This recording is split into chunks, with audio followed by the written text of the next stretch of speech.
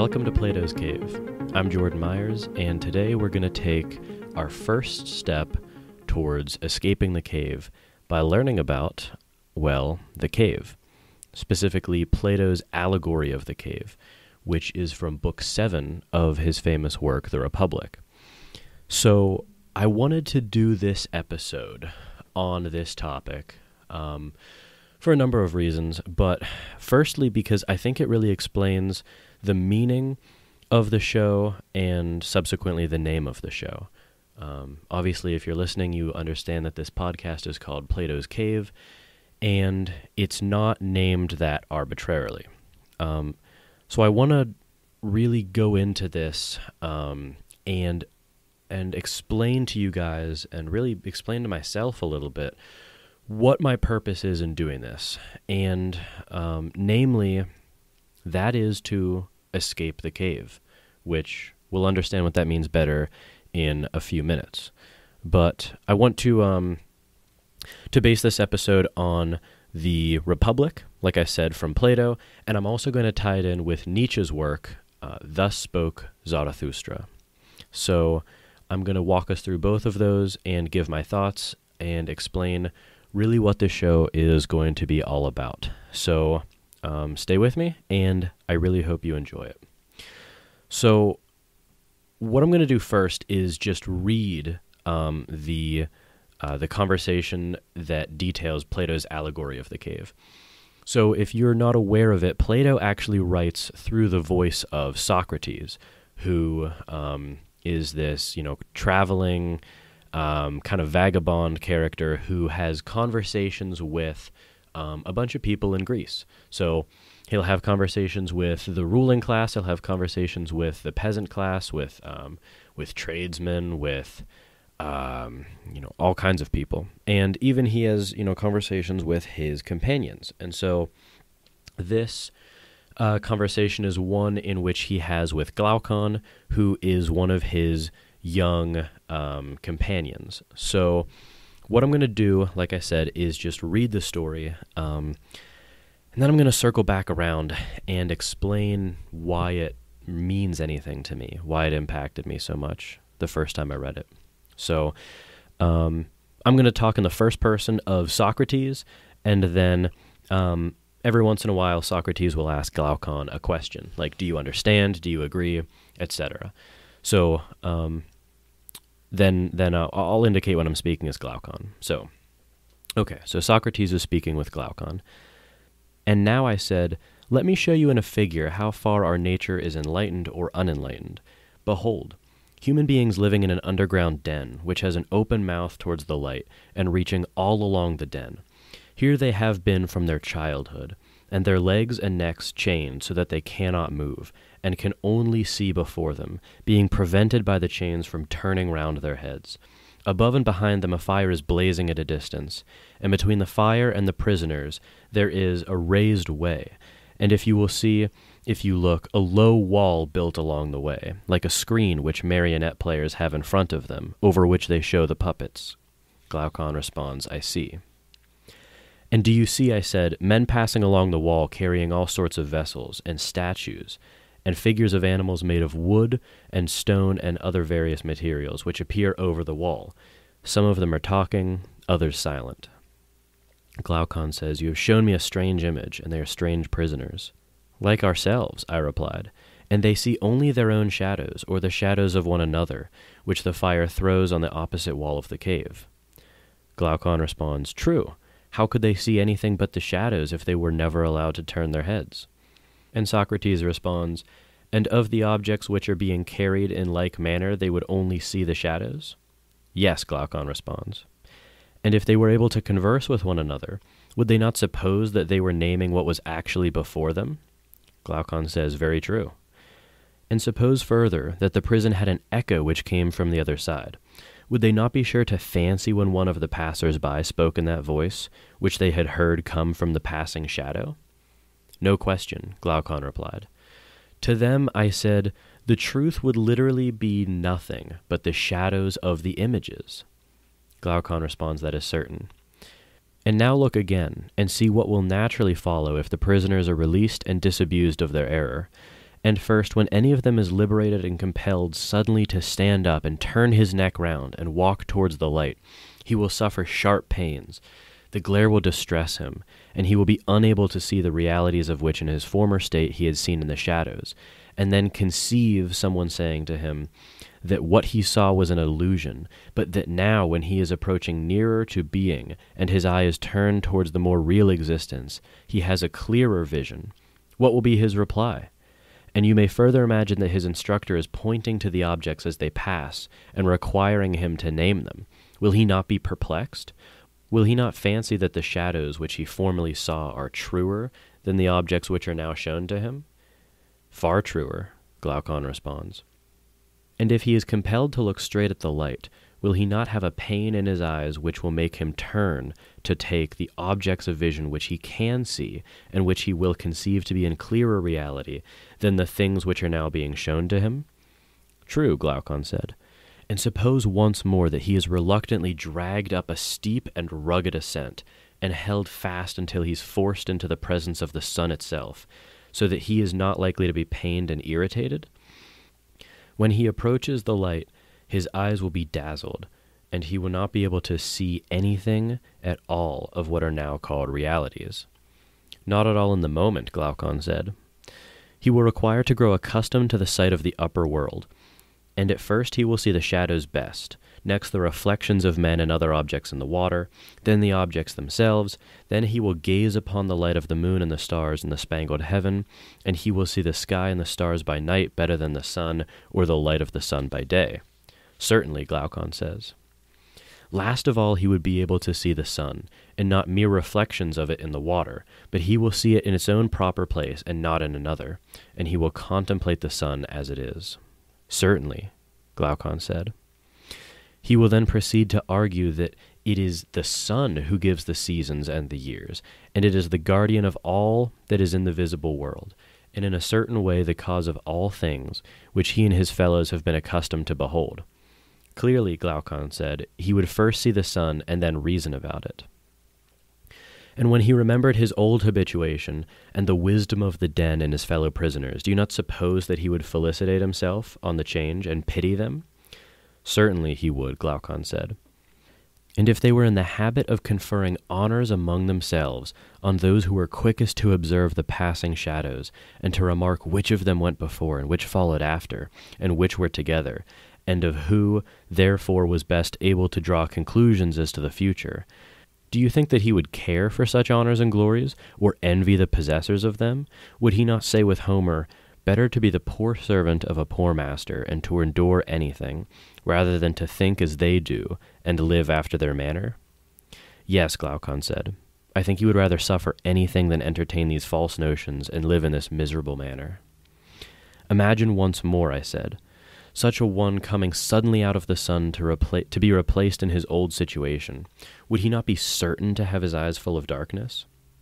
And if there were a contest, and if he had to compete in measuring the shadows with the person who had never been moved out of the den, while his sight was still weak, and before his eyes had become steady, would he not be ridiculous? Men would say of him that he went up and down, and he came without his eyes, and that it was not better to even think of ascending out of the cave. And if anyone tried to lose another and lead him into the light, let him only catch the offender, and they would put him to death. No question, Glaucon said. This entire allegory, I said, you may now append, dear Glaucon, to the previous argument. The prison house is the world of sight.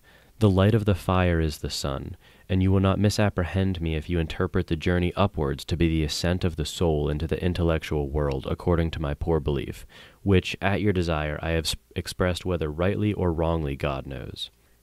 But, whether true or false, my opinion is that in the world of knowledge, the idea of good appears last of all, and is seen only with an effort, and, when seen, is also inferred to be the universal author of all things beautiful and right, parent of light and of the Lord of the light in this visible world, and the immediate source of reason and truth in the intellectual, and that this is the power upon which he who would act rationally, either in public or private life, must have his eye fixed.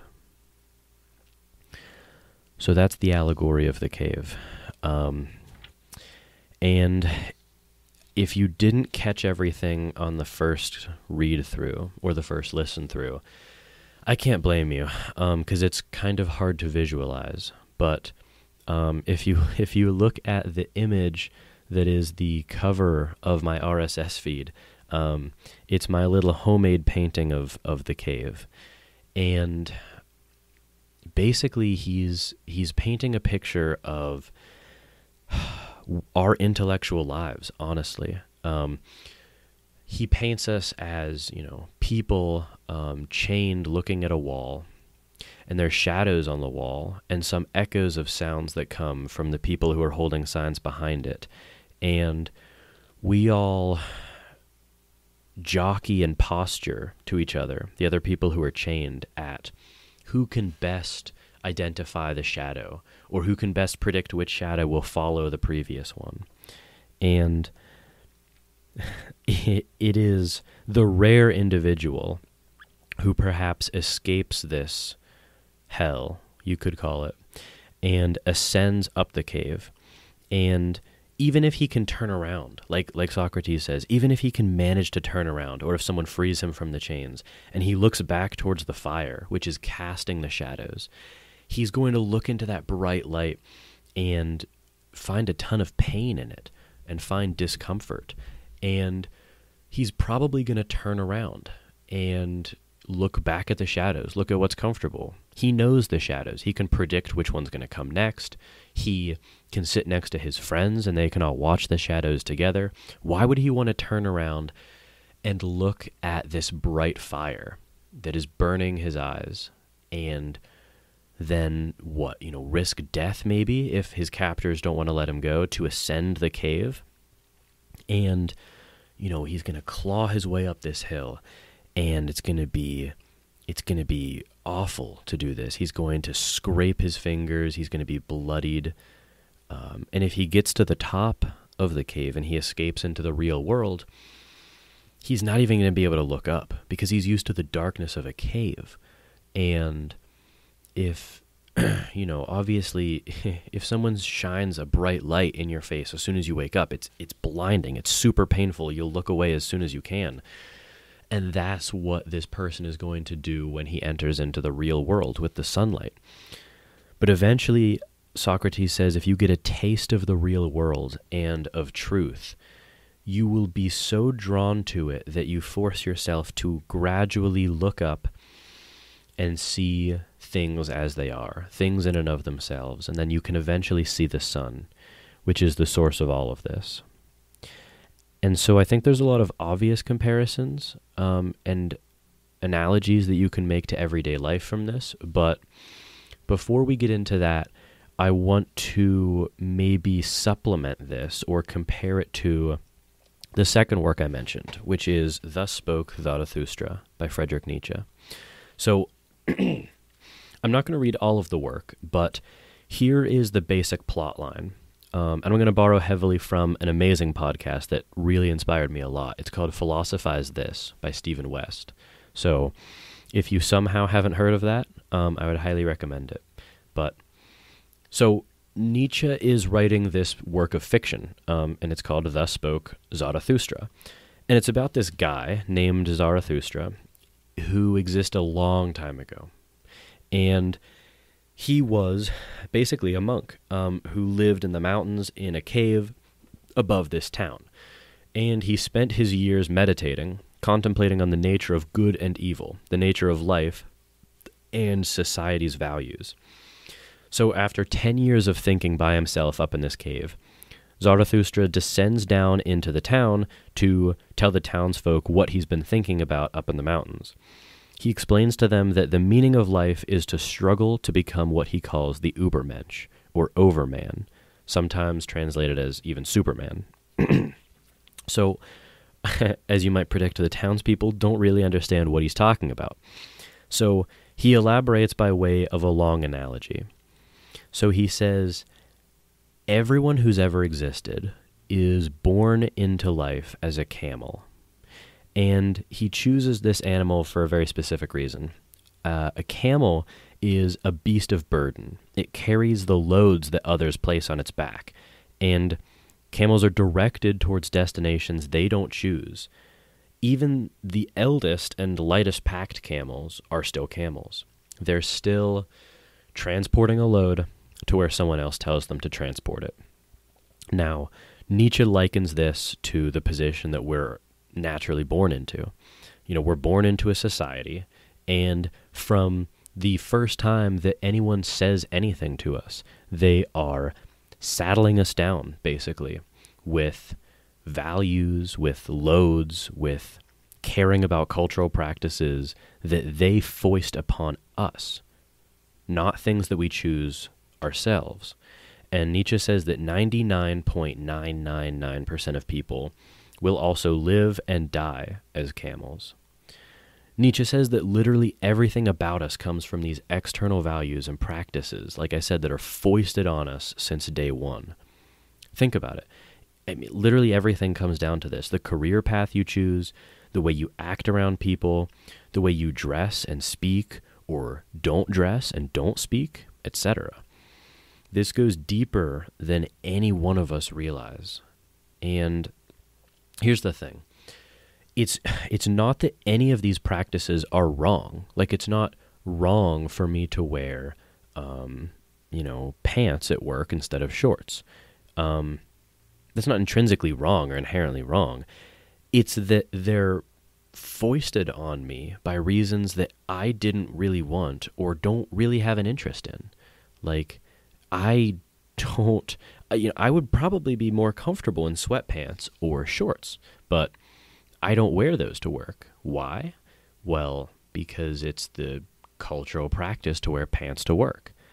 And that's a stupid example, but think about how deep this runs.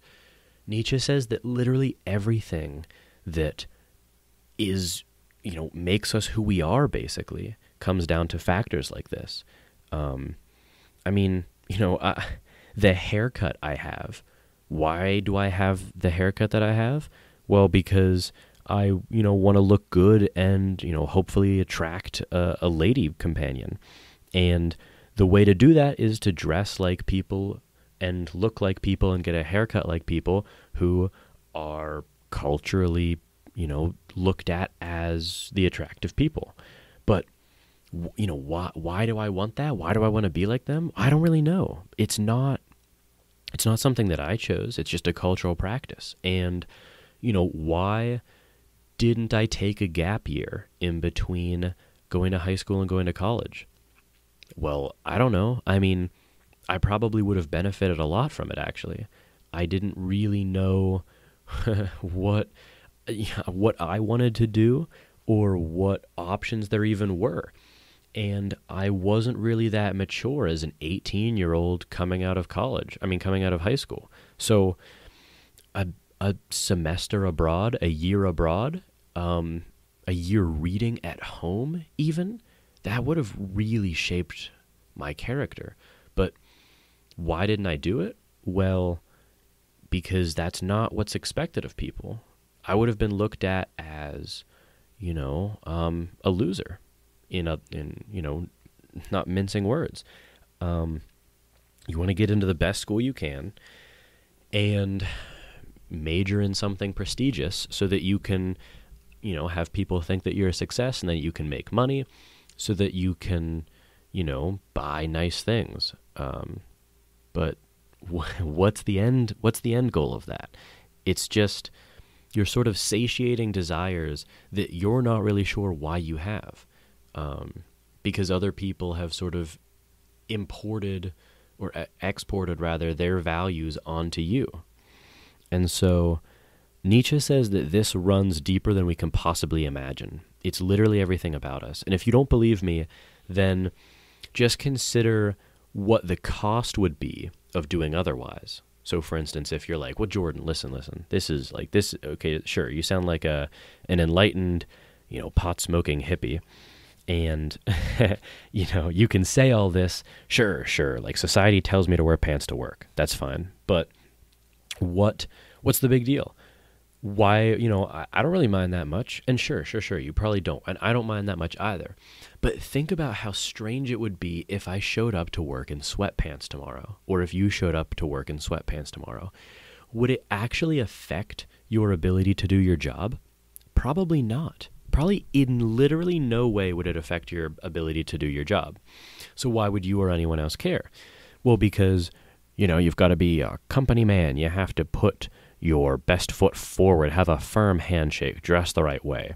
And if you're wearing sweatpants, then you're not dressed the right way. So you're going to get weird looks. Someone's going to say hey, what are you wearing? You're going to people are going to talk about you behind your back, and you want those people to like you, right? So you're not going to do it. Just imagine how deep that runs. It's everything about you. It's the way you interact with people. It's the way you make eye contact or don't. It's the way you reflexively go for a handshake or don't. You are constantly mediating your own view of yourself and the world through the expectations and eyes of other people. Okay, so I think you get the picture. So what does Nietzsche say is the escape from this? Well, he says the next step is to progress to the lion. And he says that only a few lucky people will see these external impositions for what they are and understand that they're an arbitrary tradition. Like going to college immediately after high school, that's an arbitrary tradition. Wearing pants to work, an arbitrary tradition. So the lion recognizes these for what they are and says no to these traditions. The lion, Zarathustra says, must slay the dragon of thou shalt. Each scale on the dragon says, thou shalt do something. Thou shalt wear pants to work. Thou shalt say bless you when someone sneezes. Thou shalt attend college right after high school. Thou shalt go to the best college he can, even if it doesn't offer the major he's interested in. Thou shalt, you can go on and on. And so when you slay each one of those scales and you say, no, I'm not going to do this, I'm not going to do that, you are successfully slaying the dragon and becoming a lion. But this is not enough. This is not the destination, Nietzsche says, because, it's all well and good, I guess, to understand, that none of these desires are actually yours. None of these practices that you do automatically are yours in any deep sense. But, so what? Then you sort of are just in a nihilistic position, and that is antithetical to what Nietzsche wants. So then he says you have to progress to the stage that he calls being a child. So the lion obviously just says no to everything. And that's juxtaposed to the blind yes of the camel. But neither one of these is enough. Neither one of these is a destination. And a lot of people get stuck at the lion stage. And the reason why is because, you can feel sort of empowered, I guess, by slaying these scales and saying, no, I'm not going to do this, or no, I'm not going to do that. But again, it's not that each one of these thou shalts are wrong in and of themselves. Just because the arbitrary values and meanings people get from the camel stage are false doesn't mean that the lion is right, that there are no values or meanings anywhere. It means that you create these values for yourself. You're the one who has to, and the only one who can decide what actually matters to you, what you want your life to be like. You can't just let it be defined by loads that people place on your back like a camel, and you can't find the meaning of life in just saying no to those like the lion. You have to rise above it, and you have to look at what you have the potential to be. You have to look at what your best self could be, not in some cliched or sarcastic way. Nietzsche says that you actually have to tear yourself open and be brutally honest and look inside yourself. You know what you actually want to be and what you actually can do, but you're terrified of this. Nietzsche says that people fear their higher self, their potential, their Übermensch, because the potential demands they act on it. What people really fear isn't failure or not getting the job they want or not being liked. It's the fear of not succeeding. It's the fear of not recognizing your potential. It's looking back at 40 or 50 or 60 or 70 years old and seeing that you did nothing that you care about in life. And now it's too late. It's too hard to change. That's what people really fear the most. Nietzsche says that it's hard to find what this meaning is. And the only way to really do it is to be brutally honest with yourself. You have to ask yourself what you've loved up until now, free from this external pressures of society or the things that people tell you to value.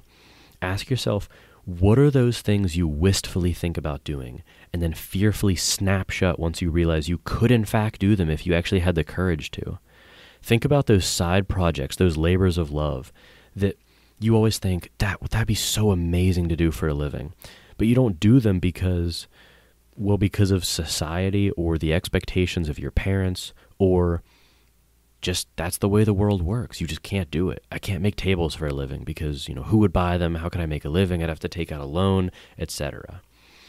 Nietzsche says that these are the answers that have been inside of you all along. And importantly, Nietzsche says this stage is not about completing your goals. Being a child is not about really completing your goals, checking off and saying, okay, I make tables for a living now. This is my dream. No, it's not about that. It's about pursuing your goals, pursuing your dreams, struggling towards them for the rest of your life. Struggle is the end, not a means to another end. Seeking comfort is another way we lapse into the camel mindset. To fully reach our potential, as we ourselves define it, we must rise to the challenge and struggle towards it every day of our lives. This is why being a child is so difficult. It requires us to say yes, but not in the camel sense. It requires us to say yes to the things called forth by our own potential. When you're being brutally honest with yourself and admitting, wow, this is what I want out of life. This is what I want to do today. This is what I want to do this year. This is what I want to struggle towards. It's being a child in the best sense of the word, full of energy and interest and life. And Nietzsche says that the great tragedy of the world really is that almost no one gets back to this stage. Most people live and die as camels. Some people can glimpse the stage of being a lion, but almost no one lives their life as a child. And I think that this has obviously a lot of really powerful analogies to the cave, where, you can see a lot of similarities. Socrates, or Plato, says that the people in the cave have been there since their childhood, and they have their legs and necks chained so that they cannot move and can only see in front of them. This is the same picture that Nietzsche paints. We're all born into being a camel, and the chains that keep us looking at the shadows on the wall are these societal pressures and constraints. It's the same thing. Socrates also says that the men who turn around will likely, like I said, be blinded by this fire and seek comfort again in the shadows. Because I think, as Nietzsche says, it's really painful actually to slay the dragon of thou shalt. It's really, really difficult to be brutally honest with yourself and admit sometimes that you've wasted a lot of time. You might have wasted years, even decades of your life doing things you don't want to do. And that's really, really difficult for people to admit. And I'm not just talking about like career choices or, I'm sure that's the example that most comes to mind for people, but even, really, really painful things to admit, like you've been dating someone or married to someone that you don't want to be married to or be dating, that you've, spent money on a nice sports car instead of traveling across Europe, recreating, the map that a soldier might have taken during World War I.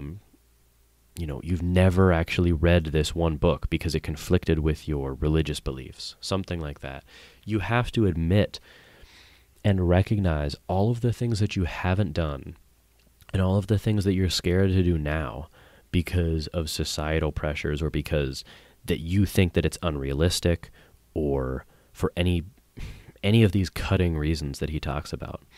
And the ascent up the cave that Socrates says that, one lucky man might be dragged up. Well, Nietzsche would say, no, that path is always available to us. We can always free ourselves from the chains and struggle and claw our way up this path that leads out of the cave. And that, I think, is part of the process of becoming a child.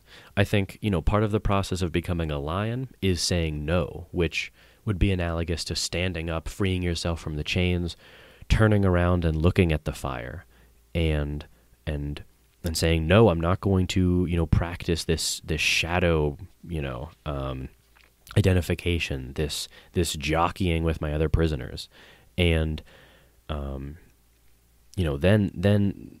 you've become the lion at that point. And the next stage would be to actually, not just stand there, not just sit back down and say, I recognize this is all a facade. I think the next step, Nietzsche would say, is to say, yes, I have the potential to climb this ascent out of the cave. And you actually have to do it, which is the struggle. That's what Nietzsche says is the whole point of this, is to struggle towards things that you actually want to do.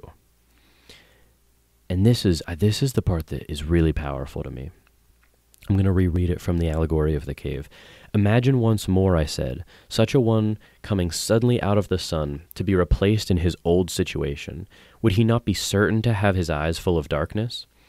Socrates is asking, if we took someone who had escaped the cave and brought him back into it, wouldn't his eyes be full of darkness? Wouldn't he be unable to see? And if there were a contest, and if he had to compete in measuring the shadows with the prisoners who had never moved out of the den, while his sight was still weak, and before his eyes had become steady, would he not be ridiculous? This is so powerful to me, because I think that when, someone who's been struggling to become a child returns to the world in the life of other camels, I think he's identified as ridiculous. I think people look at camels, if they're lions, and say, wow, that guy is a fool, that guy's a loser, he is backpacking through Europe instead of going to college, or he's doing a job that pays, half of the money that he could be making as a broker, or wow, he has a shitty car, he must have managed his money poorly, not knowing that maybe he's actually spending his money on something that makes him happy. And I think that these two works have made a really, really huge impact on me in the last couple months. And they inspired me to do this podcast, which is, again, it's so funny. When I tell, when I share this project with some people, this is just a passion project. It literally cost me money to do this. And when I tell people about it, most of the time, they kind of think it's stupid. They kind of think it's a waste of time. What? You're talking to yourself or to other people into a microphone about stories written by ancient Greek people, a couple thousand years ago? That's kind of dumb. Why don't you come out to the bar and drink? Or why don't you instead, I don't know, get a girlfriend and spend all your money at fancy dinners and talk about nothing? Or why don't you, spend more time at work, advance up the corporate ladder? And it's not, I don't know, that's not what life's about. And I'm not saying that by any means I am, some enlightened child who's talking to you, but I think what part of this podcast is for is for me to challenge myself to actually climb that wall, to stand up and free myself from the chains and look back at the fire and say, wow, a lot of the things I care about, I'm sort of pretending to care about or convincing myself to care about. And I think a lot of that's a facade. And insofar as I can share that with people, then that's an intrinsic good from my perspective. So, like I said, that's going to be the purpose of this podcast, the goal of this podcast, and with the more incremental, more explicit goal of preparing me to go back to school for a PhD in philosophy and to teach and to do research of my own and to write and think about these things. So that's the goal of this show, and I really hope to share a lot with you and to talk with really interesting people, and I really hope that you get some value out of it, because I know I already have just preparing the material for this first episode. So I want to thank everyone who's still listening at this point for listening, and I guess encourage you to be a fan of the show, because I hope to really do some awesome things on here and really have it grow. And if you want to support that, if you want to support the creation of this show, I would really, really appreciate that. You can do so by going to patreon.com/Jordan Myers. That's JORDANMYERS. You can also follow me on Twitter and check out some of the stuff I'm doing in general there. And you can also help me out by emailing me at platoscavepodcast@gmail.com, no apostrophe in that, and recommending, some things that you would like me to talk about or people that I should have on the show. Because part of this is going to be me having conversations with smart, educated people on topics that I know nothing about. So if you want to do that, if you want to support the show, you can do either of those things. And of course, if you also want to help by sharing this with other people, spreading the word or discussing it on your own show, of course, that would really help too. So for now, thank you for listening, and I hope you join me on my process of struggling to escape the cave.